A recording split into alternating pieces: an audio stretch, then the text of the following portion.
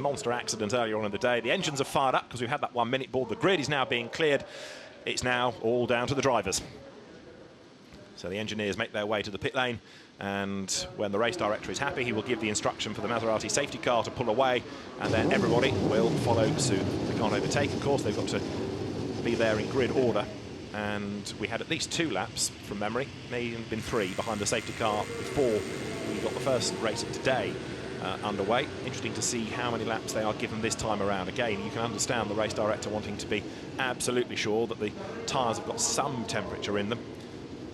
Do you gain much by the weaving on effectively a warming up lap? Can you get a sensible amount of warmth into the rubber? More from brakes. Right. So weaving plus using the brakes. So you'll see some drivers weave, okay, that lateral pressure definitely does something, but as long as you heat up the brakes, that source of heat will be constant, right, and it'll remain there even if you're off the brakes. So that's really, really important to warm not only the tire but the actual brake. So just, you know, gas and brake while weaving the car. Although the danger there is that in the spray, as you're braking, somebody else perhaps in the spray can't see. So yeah, it's a balance, isn't it?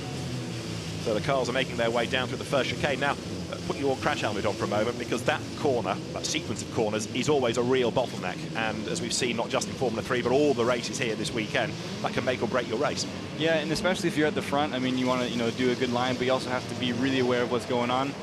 Maybe take a little bit of a different line going inside of that corner, maybe a bit wider to allow some guy to fly through, or even open up the wheel and just cut the chicane in case if anything happens. As you said, we've seen some pretty spectacular crashes happen there, unfortunately, but you have to be smart, especially on the start, and really maybe not take that corner like you used to, just to give some margin if something does happen. So the cars are making their way down towards the second chicane. The race is on. This is lap 1 within the 35 minutes. 19 laps is the plan, all 35 minutes of this 5.793 kilometre circuit. We know everyone's in a Dallara. We know they're all on Hankooks. We've got this variety of engines. There are 12 different teams represented on the grid, and drivers from 16 different nationalities for this first standalone year for the FIA Formula 3 European Championship that, of course, grew out of the International Trophy of 2 seasons ago. Last year, there was a mixture of races from the British and the Euro Series put together to make an FIA Championship. But Gerhard Berger, who is the president of the FIA Single-Seater Commission these days, very keen to have one standalone championship. And the teams and drivers, Michael, have responded. No, exactly, and I think that's a great thing that what he's done, because, you know, we had drivers in the British Championship, like you said, competing with drivers from the Euro Series at certain events, and when we showed up, there was at least 30 cars on the grid, and that's really incredible. You know, when we would do our separate championships, it was sometimes a little bit lower, so what he's done to make one big championship, kind of a British Euro Series conglomerate, is really, really nice. And as you can see here, I keep saying to myself, 30 cars on the grid is amazing, even for any series. Yes, it's true. And all of these drivers, of course, wanting to go on to Formula 1. There are certainly some stars on the grid that will get there. Raffaele Marciello, part of the Ferrari Driver Academy, isn't he? And lives in Maranello these days. So a win for him yesterday. Certainly went down well with his perhaps future Formula 1 employer, never mind the home crowd. Of course, you know, winning an Italian circuit is incredible. And, of course, being with Ferrari is definitely, you know, F1 minded. There's also, you know, the DTM aspect, like Wehrlein is experiencing. So there's a lot of opportunity. You know, if you win the championship, you get to drive the F1 Ferrari car, so that's incredible. Sure. Big shout out to Scuderia Ferrari for giving that prize, and then just under the watchful eye of all the DTM teams. So there's a lot of opportunity, you know, out of this championship. And of course, Paul de Rasta has proved that going into the DTM doesn't mean you're turning your back on single-seater racing, because he was able to win the DTM. Absolutely. And then go to Force India. Yeah. Absolutely. Now down in the pit lane, the Mücke Motorsport mechanics have got spare tyres on hand, just in case. You can see that weaving around that Michael's been talking about as the drivers try and get the heat into the tyres, but look at all of that spray. It's pretty nasty out there. Yeah, it looks pretty intense, and I think it's going to be maybe a replay in terms of weather as what we saw in race 2. Now, of course, with each lap done, some of that water, in theory, gets squeegeed out of the way, but with the rain still falling, it just tops up again. Yeah, it's hard to see, but there's a constant rainfall here, and I mean, you can see a little bit on the TV screen, but like you said, you go through one corner, maybe it's pretty good for half a lap, but that's it. Do you get any help from the team? Because, you know, they're looking at pictures of the circuit. You're out there, but they're looking at TV pictures. Can they get on the radio and tell you?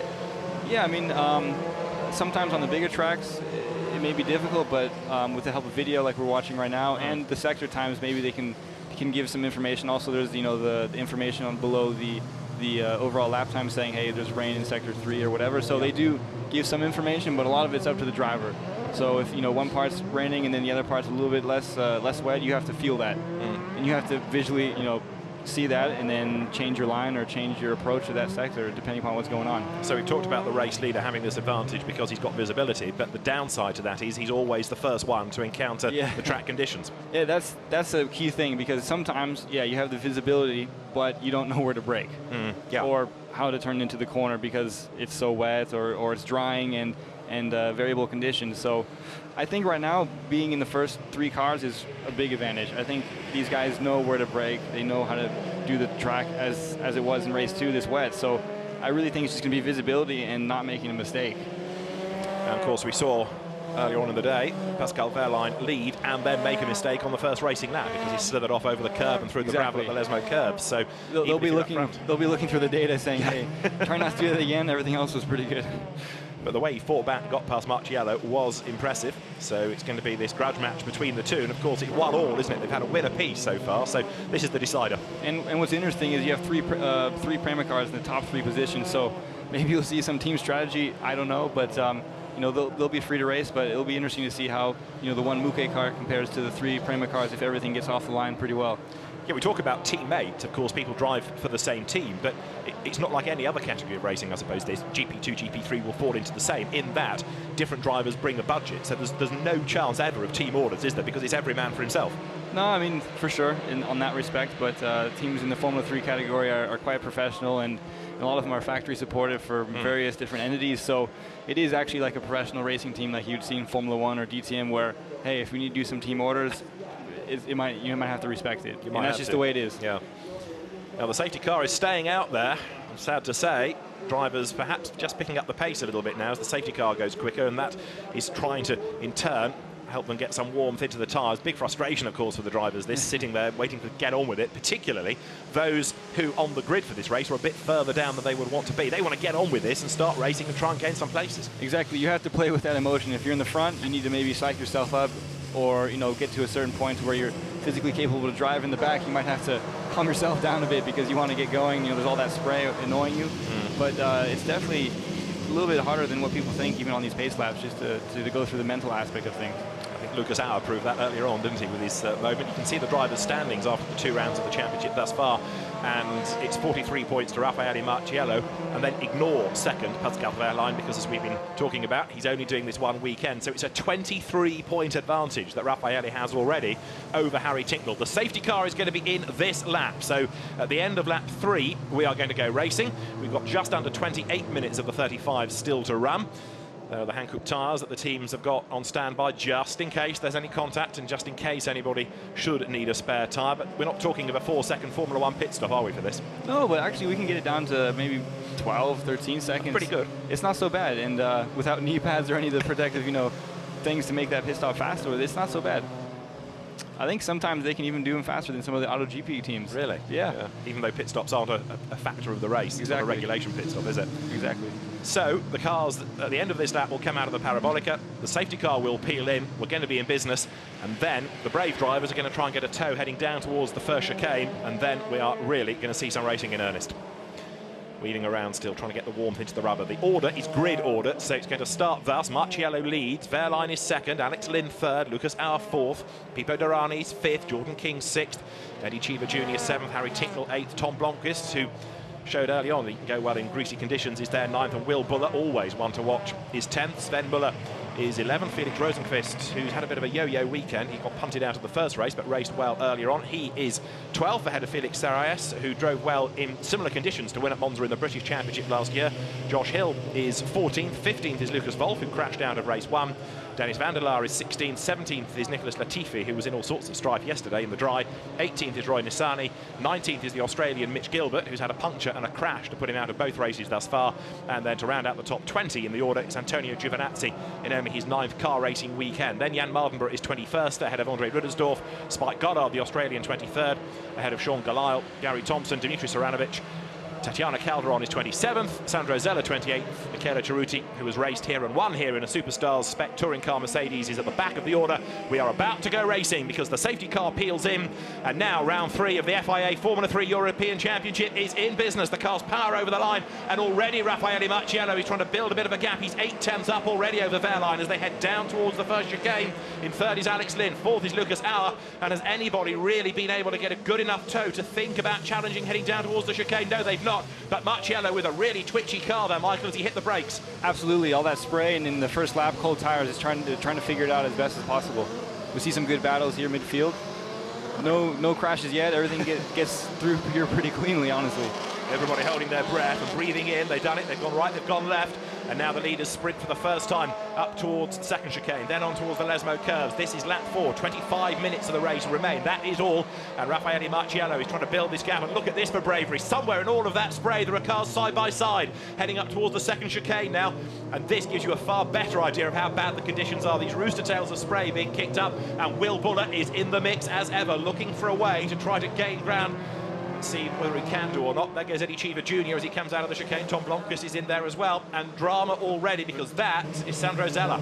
Yeah, I wonder what happened there. He's out of the car and it looks a bit strange, but action back on the track. We have, is that Sven Muller? Oh, he goes off the road, and there's somebody else joining in, one of the Fortec cars, I think. That's at the Lesmo curves. They're both in the gravel, but wet gravel compacts, and sometimes you can drive out of that. So if they've got the momentum, both of those cars should be able to get back on the circuit. Muller in all sorts of strife. Sandro Zella looks as though retirement beckons. Raffaele Marciello leads the way. There, second is Pascal Wehrlein. And look at the gap they've pulled already. Yeah, they've been in a league of their own. I mean, Lynn is somewhat catching up, but Marciello and Wehrlein are definitely pulling away. Everybody else is kind of just together. There was an element, perhaps, of self-preservation on this first lap from 1 or 2, not trying to do anything silly, anything heroic. And through the gloom, you can see Eddie Cheever Jr. working his way out of the Variante Ascari, and he has got a battle with Jordan King on his hands. He's got ahead of King up into the top 6. Cheever going well here. The leaders come down towards the Parabolica, and those two are long gone. There, third is Alex Lynn, and he, in turn, is trying to break away from Lucas Auer behind him. Then fifth is Durrani, and sixth is Jordan King as they work their way through. In fact, Cheever has dropped back a little bit. It's Ticknell who's got on the inside of Cheever. Yeah. No, Cheever held the position over King. So here they come out of the Parabolica. First proper racing lap is a 2:11.9 from Marciello. Wehrlein runs second, Lynn third, Auer is fourth, Durrani fifth, sixth now Harry Ticknell, so he has made progress. Will Buller is up to 7th, and Jordan King and Eddie Cheever are having this battle with Cheever now up to 8th, down to 9th. King, and Blomqvist is in the top 10.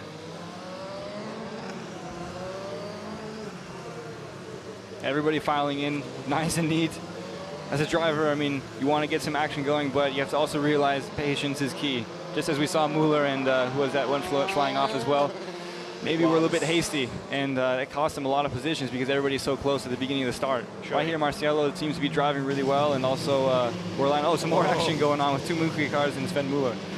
The other one that went off with Muller was Felix Sarayes, the Puerto Rican driver. He has dropped down into 22nd place. Muller is down into 18th, and Marciello led at the end of lap 4 by 1.2 seconds. So he's got this visibility. He's trying to break away. Wehrlein second. Yeah, Harry Tinknell was the one making progress from Carlin. Jordan King, like Cheever, dropping back a bit. Blomqvist has gone backwards as well.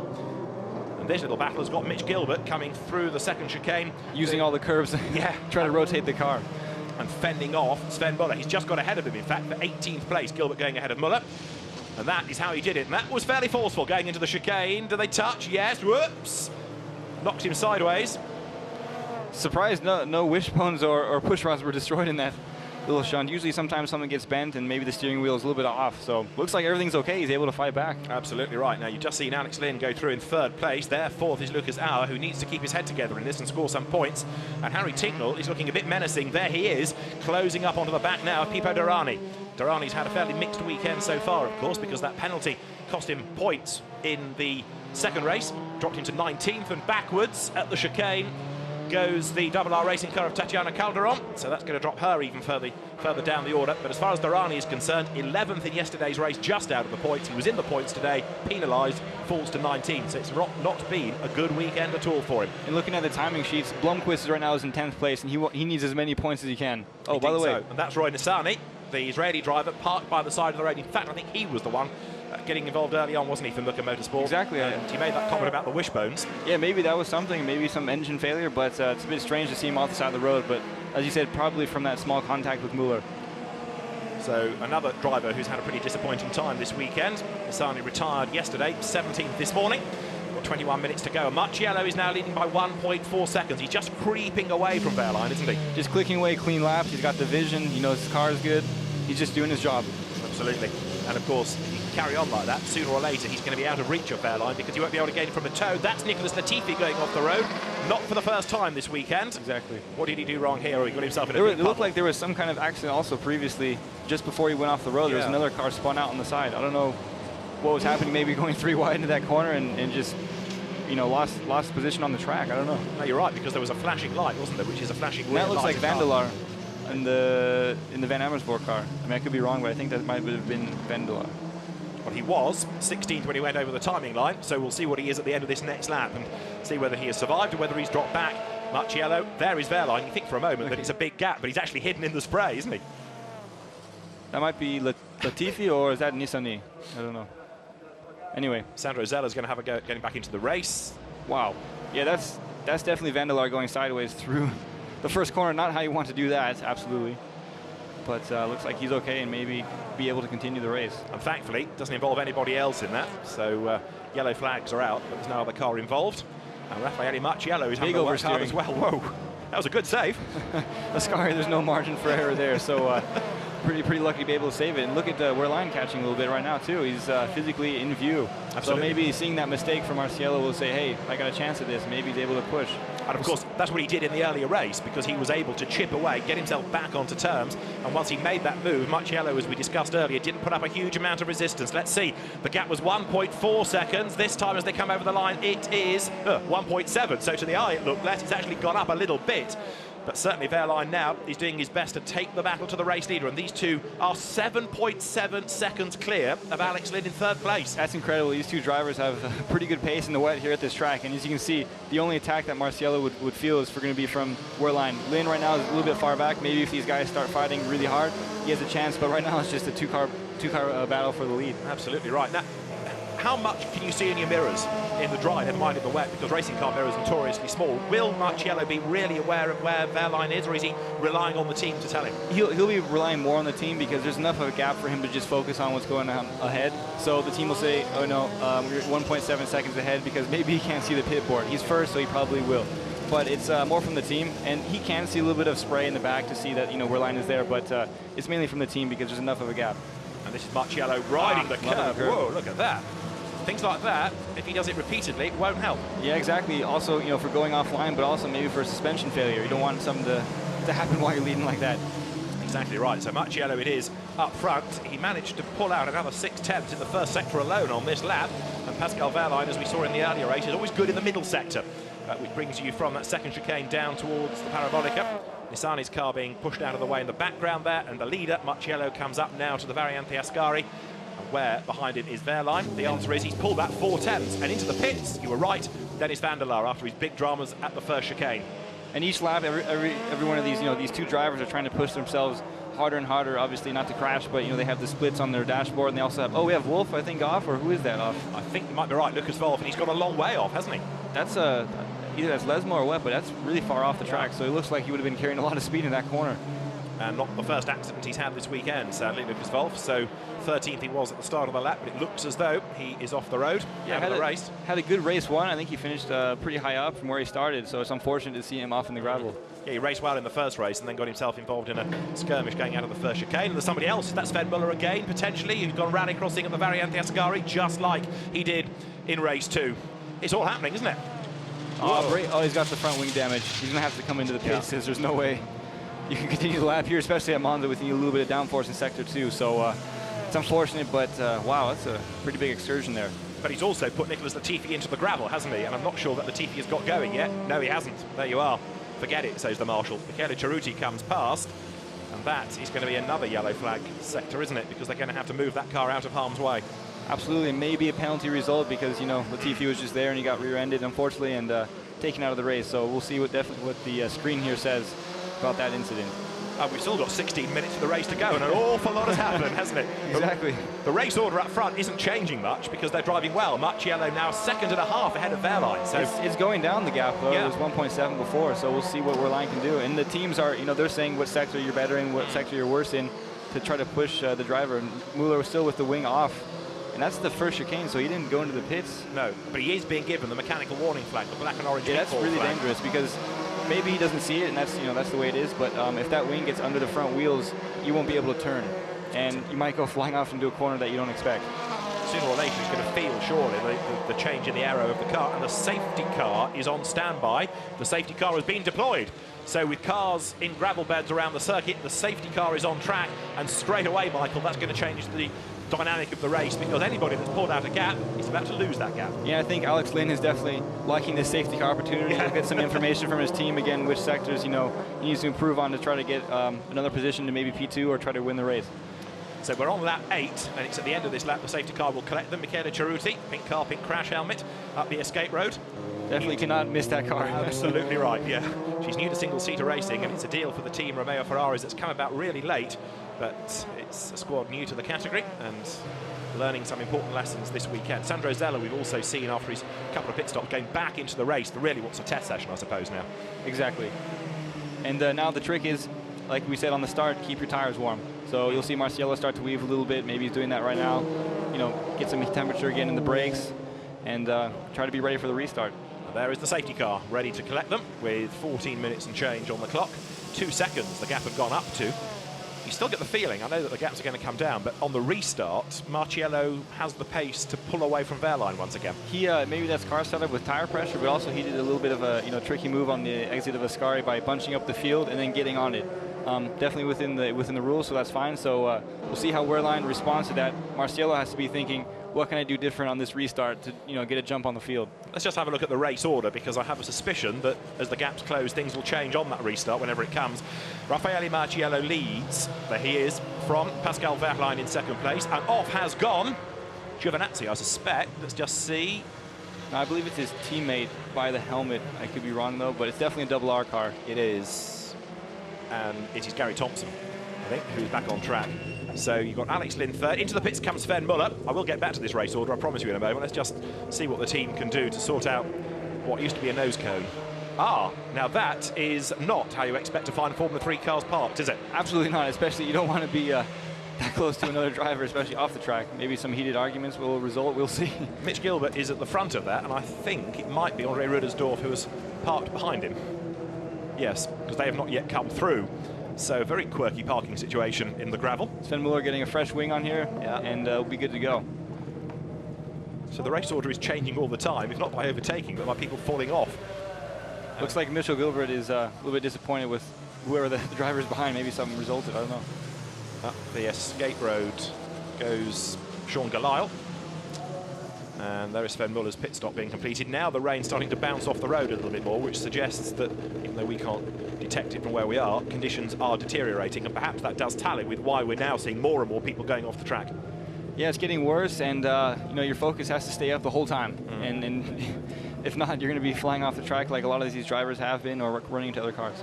The key for Müller here, just going back to that car we've seen in the pits, is not to lose the lap, isn't it? Because if he can get out before the train of cars comes through, he's got a chance of getting back onto the tail end of the field and then start doing some overtaking before the end of the race. Yeah, maybe he won't be into the points in the top 10, but at least he can try. And being on the lead lap is definitely going to aid that.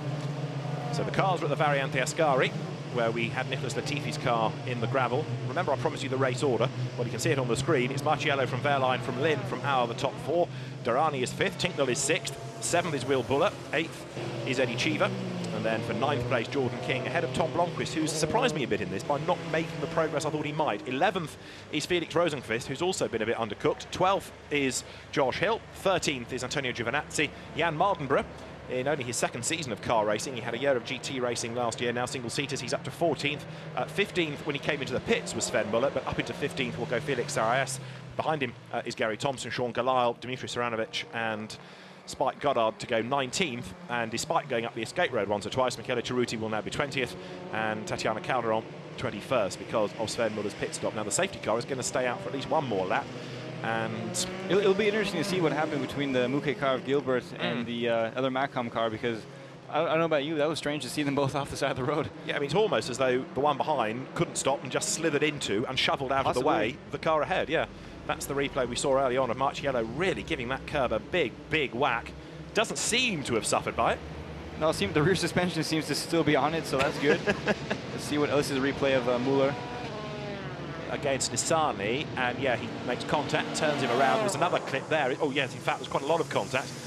And maybe that is why Nissany's car ended up on that lap part by the side of the circuit. That was Dennis van der Laar arriving backwards, wasn't it?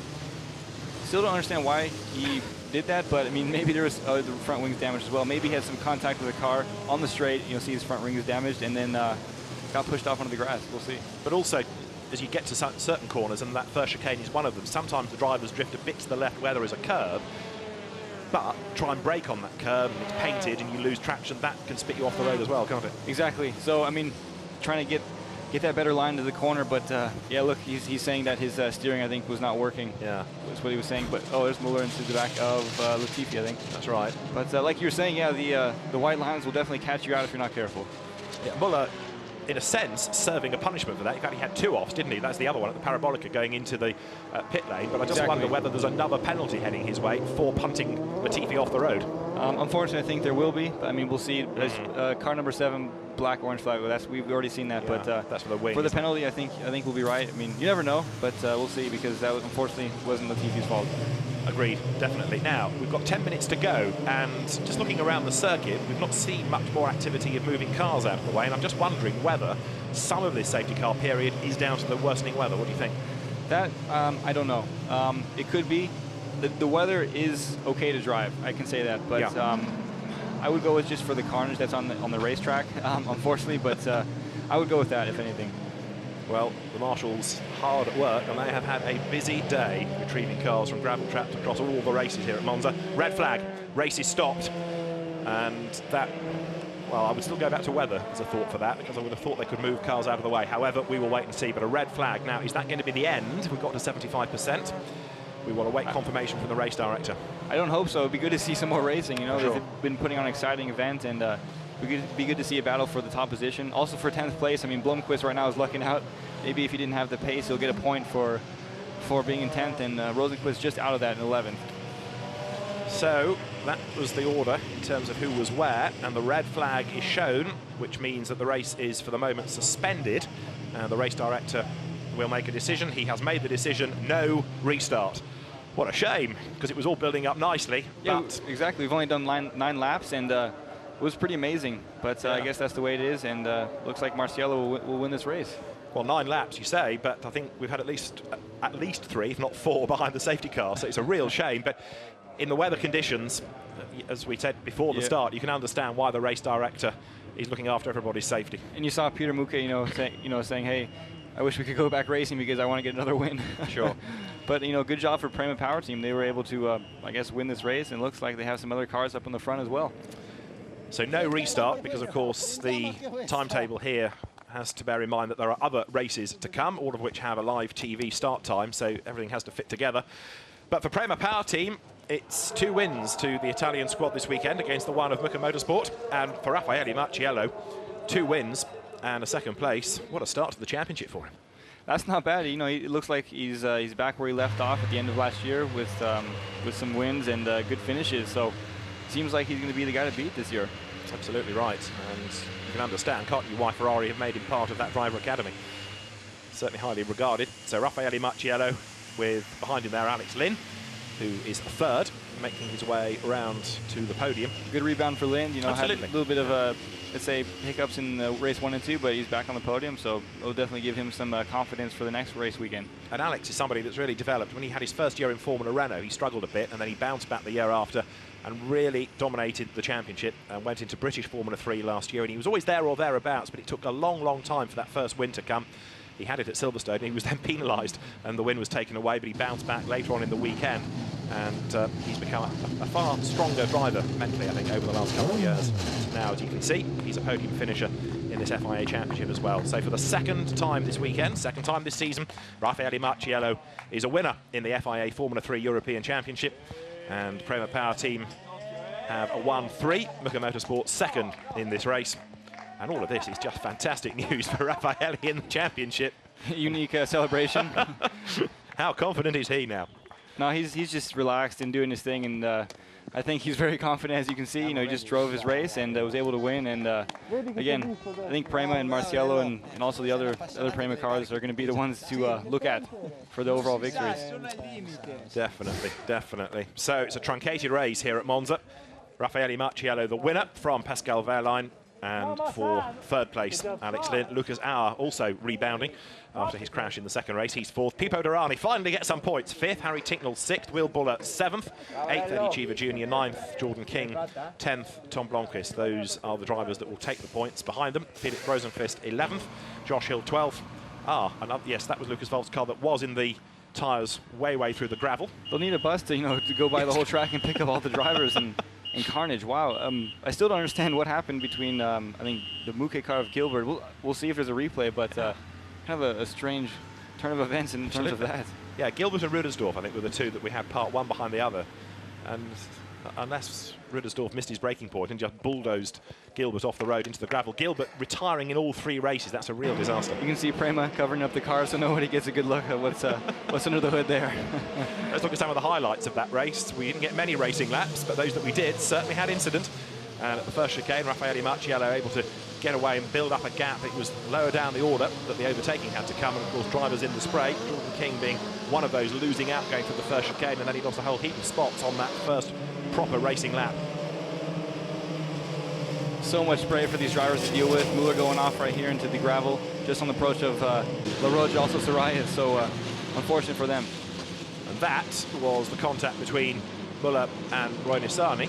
Actually, most of these highlights have got Muller in them, haven't they? He's either hitting people or going off the road, or both, actually. That's the reel you do not want to be on, unfortunately.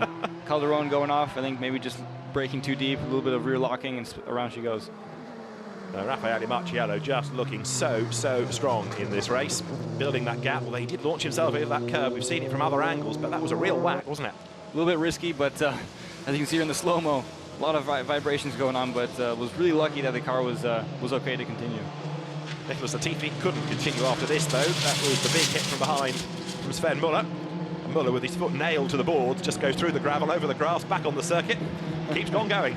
I guess that's the mentality you have to have sometimes as a race driver, but the car was pretty damaged and unfortunately was able to have to pit. So then we had the safety car, then we had a red flag, and now we have Formula 3 cars trying to get back to the paddock and teams ready to pack up, because Raffaele Marciello is the winner of the final race of the 3 that they have here at Monza this weekend. And just look at this. Everywhere you look around Monza, there are Dalaras in all states of repair. Yeah, it's like a construction site going on there. So if anybody wants any spares for a Dallara, well, there are plenty here, because there's a lot of broken cars. The E-Pro Speed girls looking nice as always. Well, this was a look at round 3 of the FIA Formula 3 European Championship. And let's have a quick look back to the best bits of the rather short third race.